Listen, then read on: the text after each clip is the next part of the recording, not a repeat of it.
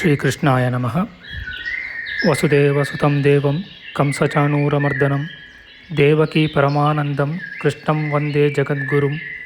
ಬ್ರಹ್ಮಸ್ಥಾನ ಸರೋಜಮಧ್ಯವಿಲಸಚ್ಛೀತಾಂಶು ಪೀಠಸ್ಥಿತಂ ಸ್ಫೂರ್ಜತ್ಸೂರ್ಯರುಚಿಂ ವರಾಭಯಕರಂ ಕರ್ಪೂರಕುಂದೋಜ್ವಲಂ ಶ್ವೇತಸ್ರಗ್ವಸನಾನುಲೇಪನಯುತಂ ವಿದ್ಯುದೃಚಾ ಕಾಂತಯಾ ಸಂಶ್ಲಿಷ್ಟಾರ್ಧತನುಂ ಪ್ರಸನ್ನವದನಂ ವಂದೇ ಗುರುಂ ಸಾದರಂ.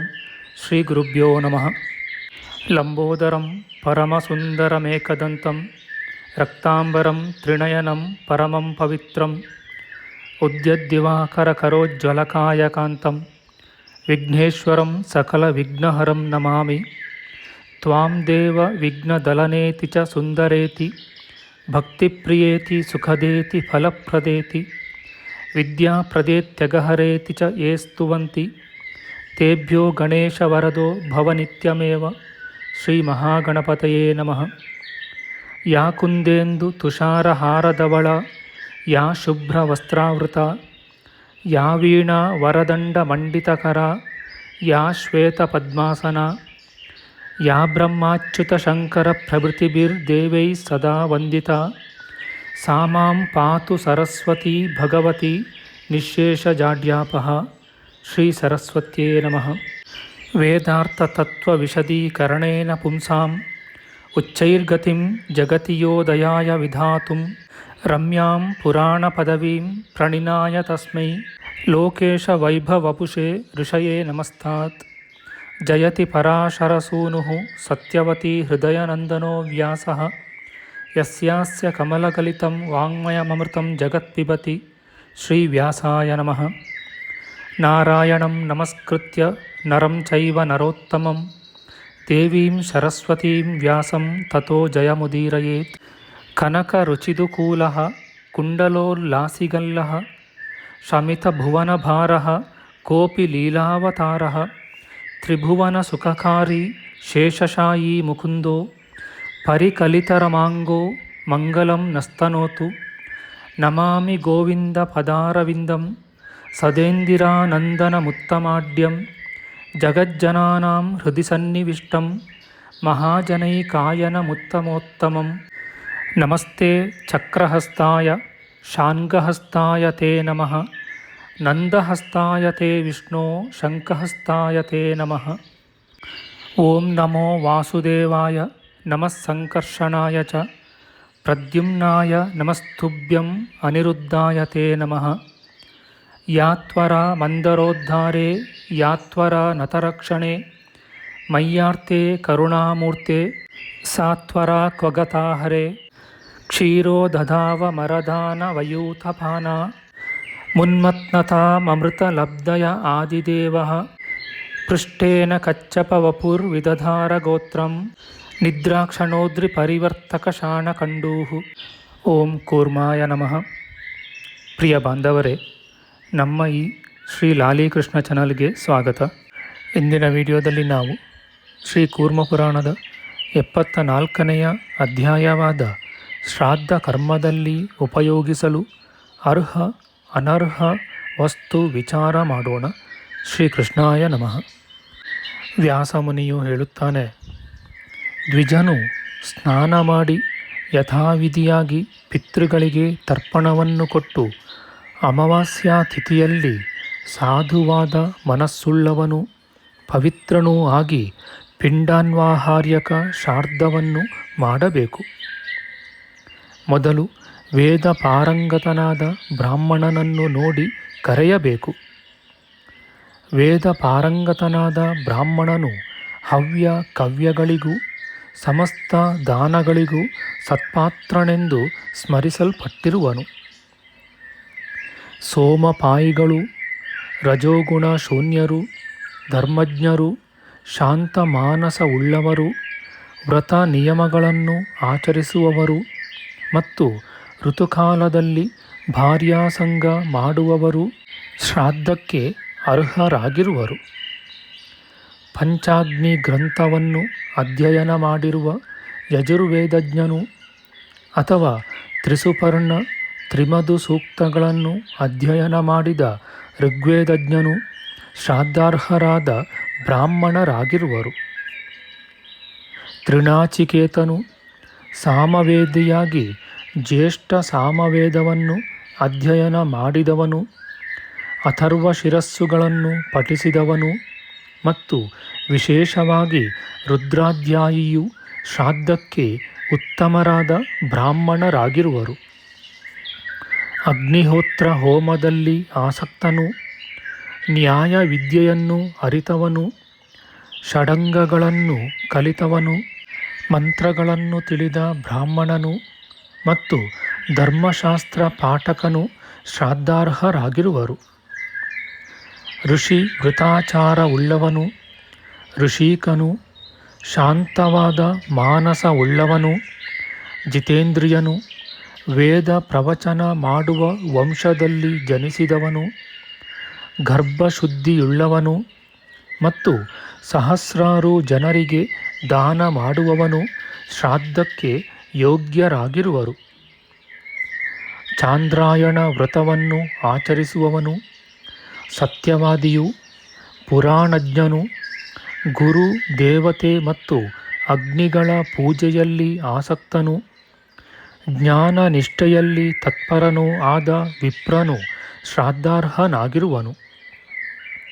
ಸರ್ವ ವ್ಯಾಮೋಹಗಳಿಂದ ವಿಮುಕ್ತನು, ಜ್ಞಾನಿಯು, ಬ್ರಹ್ಮಭೂತನು, ಮಹಾದೇವನ ಅರ್ಚನೆಯಲ್ಲಿ ಆಸಕ್ತನು ಅಥವಾ ವಿಷ್ಣು ಭಕ್ತನೂ ಆದ ದ್ವಿಜೋತ್ತಮನು ಪಂಕ್ತಿ ಪಾವನನೆನಿಸಿರುವನು. ಅಹಿಂಸೆಯಲ್ಲಿ ಆಸಕ್ತನು, ಯಾವಾಗಲೂ ಪ್ರತಿಗ್ರಹವನ್ನು ವರ್ಜಿಸಿದವನು, ಸತ್ರಯಾಗವನ್ನು ಮಾಡುವವನು ಮತ್ತು ದಾನ ಮಾಡುವುದರಲ್ಲಿ ಪ್ರೀತಿಯುಳ್ಳವನೂ ಆದ ಮಾನವನು ಪಂಕ್ತಿ ಪಾವನನೆಂದು ಅರಿಯಬೇಕು. ಮಾತಾ ಪಿತೃಗಳ ಹಿತವನ್ನು ಆಚರಿಸುವವನು, ಪ್ರಾತಸ್ನಾನ ಮಾಡುವವನು, ಆಧ್ಯಾತ್ಮವನ್ನು ಅರಿತವನು, ಮುನಿಯು ಮತ್ತು ಜಿತೇಂದ್ರಿಯನೂ ಆದ ದ್ವಿಜನು ಪಂಕ್ತಿ ಪಾವನನೆಂದು ಅರಿಯಬೇಕು. ಜ್ಞಾನನಿಷ್ಠನು, ಮಹಾಯೋಗಿಯು, ವೇದಾಂತಗಳ ಅರ್ಥವನ್ನು ವಿಚಾರ ಮಾಡುವವನು, ಶ್ರದ್ಧಾವಂತನು, ಶ್ರಾದ್ದ ಕರ್ಮದಲ್ಲಿ ಆಸಕ್ತನೂ ಆದ ಬ್ರಾಹ್ಮಣನು ಪಂಕ್ತಿ ಪಾವನನೆಂದು ಅರಿಯಬೇಕು. ವೇದ ವಿದ್ಯೆಯಲ್ಲಿ ಪಾರಂಗತನು, ಗುರುಕುಲದಿಂದ ನಿವೃತ್ತನು, ಯಾವಾಗಲೂ ಬ್ರಹ್ಮಚರ್ಯ ನಿಯಮಗಳಲ್ಲಿ ಆಸಕ್ತನು, ಅಥರ್ವ ವೇದಾಧ್ಯಾಯಿಯು, ಮೋಕ್ಷವನ್ನು ಬಯಸುವವನೂ ಆದ ಬ್ರಾಹ್ಮಣನು ಪಂಕ್ತಿ ಪಾವನನಾಗುವನು.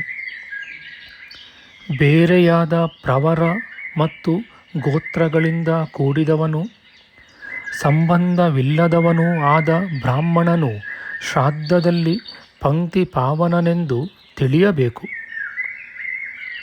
ಯೋಗಿಯು, ಶಾಂತನು ಮತ್ತು ತತ್ವಜ್ಞಾನದಲ್ಲಿ ಆಸಕ್ತನೂ ಆದ ವಿಪ್ರನನ್ನು ಭೋಜನ ಮಾಡಿಸಬೇಕು. ಅಂತಹವನು ಲಭಿಸದಿದ್ದರೆ ಜಿತೇಂದ್ರಿಯನಾದ ನೈಷ್ಠಿಕ ಅಥವಾ ಉಪಕುರ್ವಾಣ ಎಂಬ ಬ್ರಹ್ಮಚಾರಿಯನ್ನು ಭೋಜನ ಮಾಡಿಸಬೇಕು. ಅವನು ಲಭಿಸದಿದ್ದರೆ ಮೋಕ್ಷವನ್ನು ಆಕಾಂಕ್ಷಿಸುವ ಸಂಘಶೂನ್ಯನಾದ ಗೃಹಸ್ಥನನ್ನು ಭೋಜನ ಮಾಡಿಸಬೇಕು. ಇವರಿಬ್ಬರೂ ಸಿಕ್ಕದಿದ್ದರೆ ಸಾಧಕನಾದ ಗೃಹಸ್ಥನಿಗೆ ಭೋಜನ ಮಾಡಿಸಬೇಕು. ಪ್ರಕೃತಿಯ ಗುಣ ತತ್ವಗಳನ್ನು ತಿಳಿದವನು, ವೇದಾಂತಜ್ಞನು ಆದ ಯತಿಯು ಯಾವ ಮಾನವನ ಹವಿಸ್ಸನ್ನು ಭುಂಜಿಸುವನೋ ಅವನಿಗೆ ಆ ಹವಿಸ್ಸು ಸಹಸ್ರಕ್ಕಿಂತ ಅಧಿಕವಾಗಿ ಫಲವನ್ನು ಕೊಡುವುದು. ಆದುದರಿಂದ ಹವ್ಯ ಕವ್ಯಗಳಲ್ಲಿ ಈಶ್ವರ ಜ್ಞಾನದಲ್ಲಿ ತತ್ಪರನಾದ ಯೋಗೀಂದ್ರನಿಗೆ ಭೋಜನ ಮಾಡಿಸಬೇಕು. ಅಂತಹವರು ಲಭಿಸದಿದ್ದರೆ ಇತರ ದ್ವಿಜರಿಗೆ ಭೋಜನ ಮಾಡಿಸಬೇಕು. ಹವ್ಯ ಕವ್ಯಗಳ ದಾನದಲ್ಲಿ ಯೋಗೀಂದ್ರರಿಗೆ ಅರ್ಪಿಸುವುದು ಮೊದಲನೆಯ ಉತ್ತಮ ಕಲ್ಪವಾಗಿದೆ. ಇತರ ದ್ವಿಜರನ್ನು ಕರೆಯುವುದು ದ್ವಿತೀಯ ಕಲ್ಪವಾಗಿ ಯಾವಾಗಲೂ ಶಿಷ್ಟರಿಂದ ಆಚರಿಸಲ್ಪಟ್ಟಿದೆಯೆಂದು ತಿಳಿಯಬೇಕು.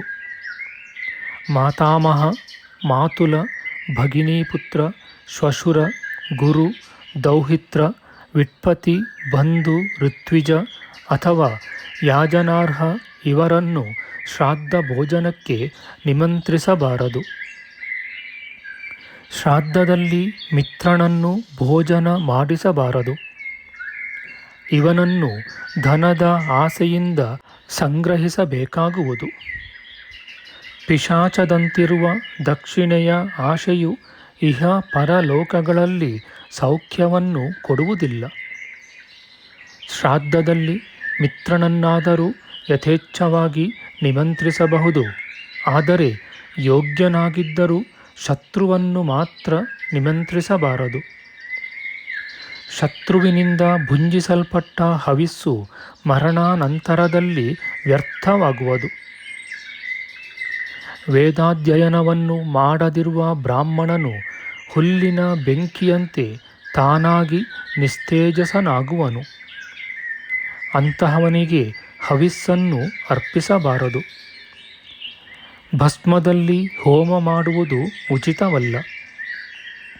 ಮರುಭೂಮಿಯಲ್ಲಿ ಬೀಜವನ್ನು ನೆಡುವುದರಿಂದ ಬೀಜ ನೆಟ್ಟವನು ಹೇಗೆ ಫಲ ಹೊಂದಲಾರನೋ, ಹಾಗೆ ಋಗ್ಮಂತ್ರಗಳನ್ನು ಕಲಿಯದಿರುವವನಲ್ಲಿ ಹವಿಸ್ಸನ್ನು ದಾನ ಮಾಡುವುದರಿಂದ ಹವಿರ್ದಾನದಿಂದಾಗುವ ಫಲವನ್ನು ಹೊಂದುವುದಿಲ್ಲ. ಮಂತ್ರಗಳನ್ನರಿಯದವನು ಹವ್ಯ ಕವ್ಯಗಳಲ್ಲಿ ಎಷ್ಟು ಹವ್ಯ ಪಿಂಡಗಳನ್ನು ಭುಂಜಿಸುವನೋ, ಮರಣಾನಂತರದಲ್ಲಿ ಅಷ್ಟು ಸಂಖ್ಯೆಯ ಉರಿಯುತ್ತಿರುವ ದಪ್ಪವಾದ ಉಕ್ಕಿನ ಗುಂಡುಗಳನ್ನು ನುಂಗುವನು. ದ್ವಿಜರೇ, ಆದರೆ ವಿದ್ಯೆ ಸತ್ಕುಲಗಳಿಂದ ಕೂಡಿದ್ದರೂ ಆಚಾರಹೀನರಾದ ನರಾಧಮರು ಯಾವ ಕರ್ಮದಲ್ಲಿ ಹವ್ಯವನ್ನು ಭುಂಜಿಸುವರೋ ಆ ಕರ್ಮವು ಅಸುರರ ಪಾಲಿಗೆ ಸೇರುವುದು. ಯಾವ ಮಾನವನ ವಂಶದಲ್ಲಿ ವೇದ ಮತ್ತು ವೇದವನ್ನು ಕಲಿತವರು ತ್ರಿಪುರುಷರಲ್ಲಿ ವಿಚ್ಛೇದ ಹೊಂದುವರೋ ಅಂತಹ ಮಾನವನು ದುರ್ಬ್ರಾಹ್ಮಣನೆನಿಸಿಕೊಂಡು ಶ್ರಾದ್ದ ಮುಂತಾದವುಗಳಿಗೆ ಯಾವಾಗಲೂ ಅರ್ಹನಲ್ಲ. ಶೂದ್ರನಿಗೆ ಭೃತ್ಯನು, ಸೇವಕನು, ರಾಜನಿಗೂ ಶೂದ್ರರಿಗೂ ಯಾಗ ಮಾಡಿಸುವವನು, ವಧ ಬಂಧಗಳಿಂದ ಉಪಜೀವಿಸುವವನು, ಈ 6 ಮಂದಿಯು ಬ್ರಹ್ಮಬಂಧು ಎನಿಸಿರುವರು. ಧನದ ಆಸೆಗೋಸ್ಕರ ಬ್ರಹ್ಮಬಂಧುಗಳಿಗೆ ಕೊಡುವುದರಿಂದ ಮಾನವನು ಪತಿತನಾಗುವನೆಂದು ಮನುವು ಹೇಳಿರುವನು. ವೇದ ವಿಕ್ರಯವನ್ನು ಮಾಡಿದ ಇವರು ಶ್ರಾದ್ದಾದಿ ಕರ್ಮಗಳಲ್ಲಿ ನಿಂದ್ಯರಾಗಿರುವರು. ಪುತ್ರರನ್ನು ವಿಕ್ರಯಿಸಿದವರು, ವಿಲೋಮ ಜಾತಿಯಲ್ಲಿ ಹುಟ್ಟಿದವರು, ಅಸಾಮಾನ್ಯವಾಗಿ ಯಾಗ ಮಾಡುವವರೂ ಆದ ಮಾನವರು ಪತಿತರೆಂದು ಕೀರ್ತಿಸಲ್ಪಟ್ಟಿರುವರು. ಹಾಗೂ ಸಂಸ್ಕಾರಹೀನರಿಗೆ ಅಧ್ಯಯನ ಮಾಡಿಸಿದವರು, ಜೀವಿಕೆಗೋಸ್ಕರ ಅಧ್ಯಯನ ಮಾಡಿಸುವವರು ಮತ್ತು ಜೀವನದ ಆಸೆಯಿಂದ ವೇದವನ್ನು ಅಧ್ಯಯನ ಮಾಡಿದವರು ಪತಿತರೆಂದು ಕೀರ್ತಿಸಲ್ಪಟ್ಟಿರುವರು. ವೃದ್ಧರು, ಶ್ರಾವಕರು, ಬೌದ್ಧರು, ಪಾಂಚರಾತ್ರ ಆಗಮಜ್ಞರು, ಕಾಪಾಲಿಕರು, ಪಾಶುಪತರು, ಪಾಖಂಡಿಗಳು ಮತ್ತು ಇಂತಹವರಿಗೆ ಸಮಾನರಾದವರು ಶ್ರಾದ್ದ ನಿಮಂತ್ರಣಕ್ಕೆ ಅರ್ಹರಲ್ಲ.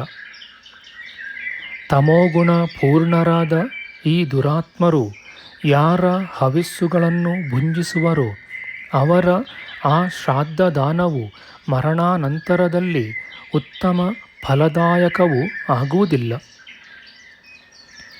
ಯಾವ ದ್ವಿಜನು ಆಶ್ರಮ ವರ್ಜಿತನಾಗಿರುವನೋ ಹಾಗೂ ನಿರರ್ಥಕವಾಗಿ ಆಶ್ರಮವನ್ನು ಸ್ವೀಕರಿಸುವನೋ ಅಥವಾ ಕಪಟವಾಗಿ ಆಶ್ರಮವಾಸಿಯಾಗಿರುವನೋ ಅಂತಹ ವಿಪ್ರರು ಪಂಕ್ತಿ ದೂಷಕರೆಂದು ತಿಳಿಯಬೇಕು. ಚರ್ಮರೋಗವುಳ್ಳವನು, ನಖರೋಗವುಳ್ಳವನು, ಕುಷ್ಠಿಯು, ಶ್ವಿತ್ರಿಯು, ಶ್ಯಾವದಂತನು, ಜನನೇಂದ್ರಿಯ ಶೂನ್ಯನು, ಚೋರನು, ಷಂಡನು ಮತ್ತು ನಾಸ್ತಿಕನೂ ಕೂಡ ಪಂಕ್ತಿ ದೂಷಕರೆಂದು ತಿಳಿಯಬೇಕು. ಮದ್ಯಪಾಯಿಯು, ಶೂದ್ರ ಸ್ತ್ರೀ ಸಂಗಿಯು, ವೀರ ಹತ್ಯೆ ಮಾಡಿದವನು, ಪುನರ್ವಿವಾಹಿತಳ ಪತಿಯು, ಗೃಹವನ್ನು ದಹಿಸಿದವನು, ಕುಂಡಾನ್ನವನ್ನು ಭುಂಜಿಸಿದವನು, ಸೋಮವಿಕ್ರಯಿಯು ಶ್ರಾದ್ದದಲ್ಲಿ ಭೋಜನಕ್ಕೆ ಅರ್ಹರಲ್ಲ. ವಿವಾಹಿತನಾದ ಅವಿವಾಹಿತನ ಅನುಜನು, ಹಿಂಸಕನು, ಅವಿವಾಹಿತನಾದ ಅಗ್ರಜನು, ವೇದಾಧ್ಯಯನ ಶೂನ್ಯನು, ಪುನರ್ವಿವಾಹಿತಳ ಪುತ್ರನು, ವೃದ್ಧಿ ದ್ರವ್ಯದಿಂದ ಜೀವಿಸುವವನು ಮತ್ತು ನಕ್ಷತ್ರಗಳನ್ನು ತೋರಿಸುವವನು ಶ್ರಾದ್ದ ಭೋಜನಕ್ಕೆ ಅರ್ಹರಲ್ಲ. ಗೀತ ವಾದ್ಯಗಳಲ್ಲಿ ಆಸಕ್ತಿಯುಳ್ಳವನು, ರೋಗಿಯು, ಕುರುಡನು, ಹೀನಾಂಗಿಯು, ಅಧಿಕಾಂಗಿಯು ಮತ್ತು ವ್ರತಭ್ರಷ್ಟನು ಶ್ರಾದ್ದ ಭೋಜನಕ್ಕೆ ಅರ್ಹರಲ್ಲ. ಅನ್ನವನ್ನು ನಿಂದಿಸುವವನು, ಕುಂಡಗೋಳರು, ಅಪವಾದಗ್ರಸ್ತನು, ದೇವಲನು, ಮಿತ್ರದ್ರೋಹಿಯು, ಚಾಡಿಗಾರನು ಮತ್ತು ಯಾವಾಗಲೂ ಪತ್ನಿಯನ್ನು ಅನುವರ್ತಿಸುವವನು ಶ್ರಾದ್ದ ಭೋಜನಕ್ಕೆ ಅನರ್ಹರಾಗಿರುವರು. ಮಾತೆ, ಪಿತ, ಗುರುಗಳನ್ನು ತ್ಯಜಿಸಿದವನು, ಪತ್ನಿಯನ್ನು ಬಿಟ್ಟವನು, ಕುಲಕಂಟಕನು, ಶೌಚಾಚಾರ ಭ್ರಷ್ಟನು ಮತ್ತು ಬಾಣಧಾರಿಯು ಶ್ರಾದ್ದ ಭೋಜನಕ್ಕೆ ಅನರ್ಹರಾಗಿರುವರು. ಸಂತತಿರಹಿತನು, ಕೂಟ ಸಾಕ್ಷಿ ಹೇಳುವವನು, ಯಾಚಕನು, ರಂಗಶಿಲ್ಪದಿಂದ ಜೀವಿಸುವವನು, ಸಮುದ್ರಯಾನ ಮಾಡಿದವನು, ಕೃತಘ್ನನು ಮತ್ತು ಶಪಥವನ್ನು ಭೇದಿಸುವವನು ಶ್ರಾದ್ದಕ್ಕೆ ಅರ್ಹನಲ್ಲ. ಮತ್ತು ವೇದಗಳನ್ನು ನಿಂದಿಸುವವನು, ದೇವತಾ ನಿಂದೆಯಲ್ಲಿ ತತ್ಪರನು ಮತ್ತು ಬ್ರಾಹ್ಮಣ ನಿಂದೆಯಲ್ಲಿ ಆಸಕ್ತಿಯುಳ್ಳವನು ಶ್ರಾದ್ದ ಭೋಜನಕ್ಕೆ ಅನರ್ಹರಾಗಿರುವರು. ಕೃತಘ್ನನು, ಚಾಡಿಗಾರನು, ಕ್ರೂರನು, ನಾಸ್ತಿಕನು, ವೇದ ನಿಂದಾಪರನು, ಮಿತ್ರದ್ರೋಹಿಯು ಮತ್ತು ವಂಚಕನೂ ಆದ ಬ್ರಾಹ್ಮಣನು ವಿಶೇಷವಾಗಿ ಪಂಕ್ತಿ ದೂಷಕನಾಗಿರುವನು. ಹಿಂದೆ ಹೇಳಿದ ದೋಷಿಗಳೆಲ್ಲರೂ ಭೋಜನಕ್ಕೂ, ಶ್ರಾದ್ದಕ್ಕೂ, ದಾನಕ್ಕೂ ಮತ್ತು ಸ್ವಕರ್ಮಾಚರಣೆಯಲ್ಲಿಯೂ ಅರ್ಹರಲ್ಲ. ಹೀಗೆ ಬ್ರಹ್ಮಹತ್ಯೆಯನ್ನು ಮಾಡಿದವರು ಅಪವಾದಗ್ರಸ್ತರು ಯತ್ನದಿಂದ ವರ್ಜಿಸಲ್ಪಡಬೇಕು. ಮತ್ತು ಶೂದ್ರನ ಅನ್ನರಸದಿಂದ ಪುಷ್ಟನಾದವನು, ಸಂಧ್ಯಾವಂದನೆಯಿಂದ ಶೂನ್ಯನು, ಮಹಾಯಜ್ಞಗಳನ್ನು ಆಚರಿಸದವನೂ ಆದ ಬ್ರಾಹ್ಮಣನು ಪಂಕ್ತಿ ದೂಷಕನಾಗಿರುವನು. ಮತ್ತು ಅಧ್ಯಯನ ಮಾಡಿರುವುದನ್ನು ತ್ಯಜಿಸಿದವನು, ಸ್ನಾನ ದಾನಗಳಿಂದ ವರ್ಜಿತನು, ತಮೋಗುಣ ರಜೋಗುಣಗಳಿಂದ ಪೂರ್ಣನೂ ಆದ ಬ್ರಾಹ್ಮಣನು ಪಂಕ್ತಿ ದೂಷಕನೆಂದು ತಿಳಿಯಬೇಕು. ಈ ಅನರ್ಹರನ್ನು ಹೆಚ್ಚಾಗಿ ವರ್ಣಿಸಿ ಫಲವೇನು? ವಿಹಿತ ಕರ್ಮಗಳನ್ನು ಆಚರಿಸದವರೂ ಮತ್ತು ನಿಷಿದ್ಧ ಕರ್ಮಗಳನ್ನು ಆಚರಿಸಿದವರೂ ಆದ ದುಷ್ಟರು ಶ್ರಾದ್ದದಲ್ಲಿ ವಿಶೇಷವಾಗಿ ವರ್ಜ್ಯರಾಗಿರುವರು. ಇತಿ ಶ್ರೀ ಕೂರ್ಮಪುರಾಣೆ ಚತುಸ್ಸಪ್ತತಿತಮೋಧ್ಯಾಯ. ನಮ್ಮ ಮುಂದಿನ ವಿಡಿಯೋದಲ್ಲಿ ನಾವು ಶ್ರೀ ಕೂರ್ಮಪುರಾಣದ 75ನೆಯ ಅಧ್ಯಾಯವಾದ ಶ್ರಾದ್ದ ದಿನದ ಪೂರ್ವದಿನದಲ್ಲಿ ಬ್ರಾಹ್ಮಣ ನಿಮಂತ್ರಣಾದಿ ಕರ್ತವ್ಯಗಳ ಉಪದೇಶದ ವಿಚಾರ ಮಾಡೋಣ. ಆಧ್ಯಾತ್ಮಿಕ ಚರ್ಚೆ ಮತ್ತು ವಿಚಾರ ವಿನಿಮಯಕ್ಕಾಗಿ ಶುರು ಮಾಡಿದ ಈ ಚಾನೆಲ್ನಲ್ಲಿ ನಾವು ಅಪ್ಲೋಡ್ ಮಾಡುವ ಎಲ್ಲ ವಿಡಿಯೋಗಳನ್ನು ಸಂಪೂರ್ಣವಾಗಿ ನೋಡಿ ನಿಮ್ಮ ಸಲಹೆಗಳನ್ನು ಕಮೆಂಟ್ ಬಾಕ್ಸ್ನಲ್ಲಿ ಬರೆಯಿರಿ.